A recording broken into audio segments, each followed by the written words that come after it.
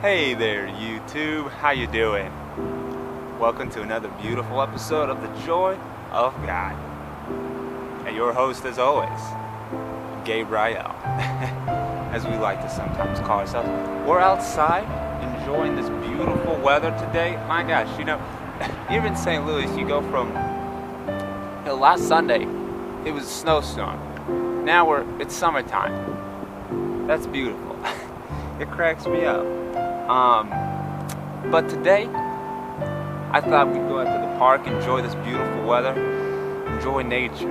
You know how I am about that nature. But yeah, so today's episode, I was thinking about, or this week's episode, I was thinking about pretty much talking about success in the favor of God.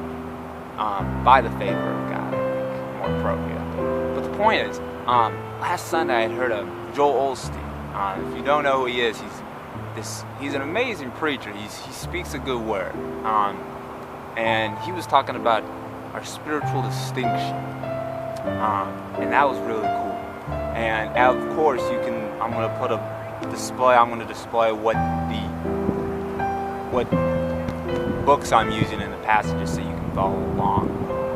But anyways, moving right along. I always keep forgetting that. We'll keep getting better. But the point is, yeah. And he was talking about our spiritual distinction, that we all have a purpose, a gift for which we can follow and be all that we can be, and that God has favored us selectively, as His chosen people. And that's really cool. And we're all His chosen people, because the people who choose to listen are the chosen ones. See, let your mind think on that. That's what Jesus says in A Course in Miracles. I'll try to find the passage where He says that. It's kind of a fun little, I don't want to say paradox, but it's like, there we go, that makes sense. But the point is, it's really cool, because when it comes down to success, I think success in this world has become kind of a twisted thing. Materially, it's like when you have so much money, or you've accumulated so many houses or cars or materiality. But I feel like success goes far more beyond just the material. Because if you're not happy, there's plenty of people who have plenty of possessions but are miserable. And I think that's the biggest thing we got to think about.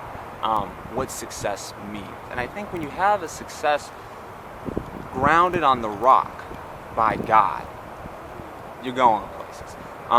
It really all starts with the outlook from James, and I got actually the passage right here on my phone, Looney, where it's from James 1:17. Every good and perfect gift is from above, coming down from the Father of the heavenly lights, who does not change like shifting shadows. That's a jam-packed passage, my friends.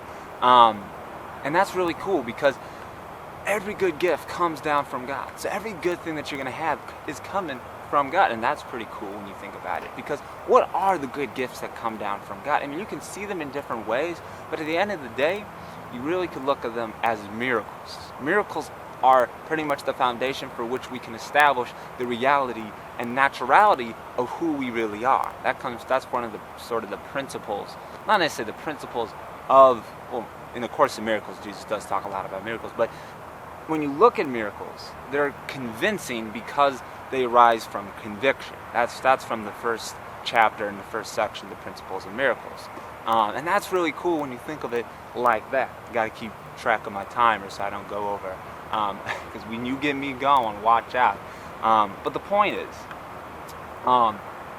they come from conviction.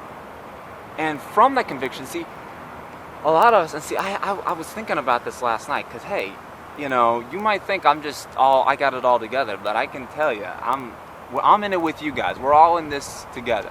And that's the thing about it all, I was thinking last night about my situation that I was in, and I think the biggest thing, a lot of us, myself included, we a lot of times think about all the things that can go wrong. And we allow that to be our foundation. And if the good comes from it, okay, well, that's nice. If not, well, at least we knew we were correct in the bad.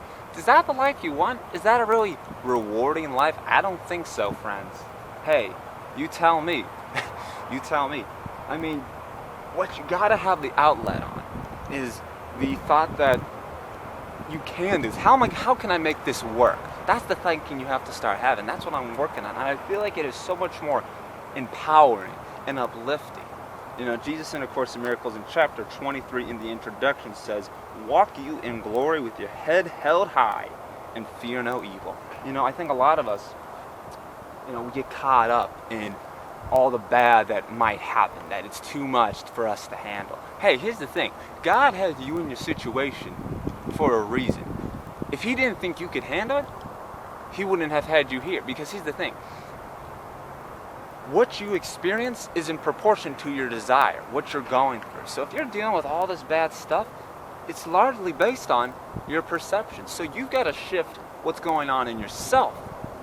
And from that, we'll project it, we'll extend it out to the rest of the world. It's fascinating how the world can shift, how your situation can seem to shift when you just change your perspective. And nothing really even seems to change. That's the cool thing about it all.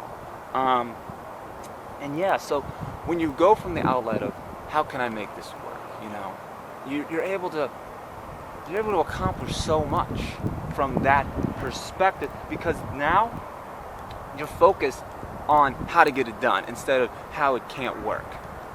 Let me put the book down real quick. Hands free, jazz hands. Because here's the thing. What you put your faith into is what's gonna come into it, pretty much. Because if you don't have that faith that it can work, it's not gonna happen. That's what it all comes down to. But here's the thing. Here's the crazy thing.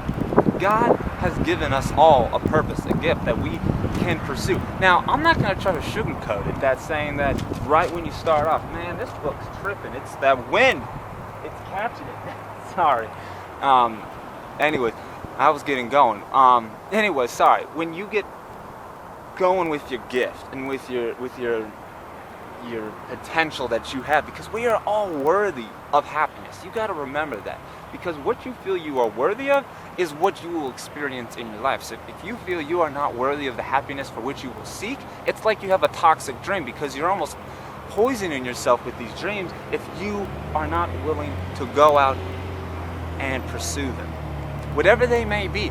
I think that's, again, we constantly compare ourselves to others. And when we do that, we externalize our happiness. We make our happiness based off of what others think. We're constantly so consumed about what others are thinking. We live our lives to other people's standards and not our own.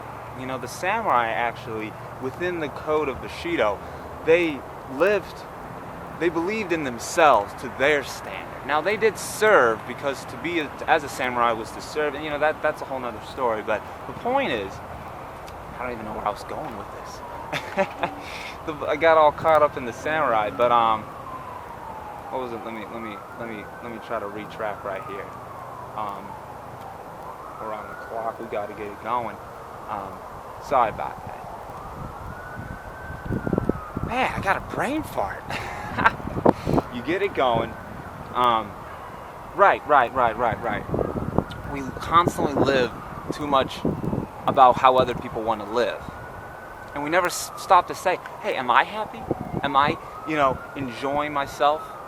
Because you've got to be able to do you. Because at the end of the day, that's all that's really going to matter, is whether you're happy or not. Now, it depends on what you're doing. Some people find joy in different things. But it's all about finding that joy that really matters at the end of the day.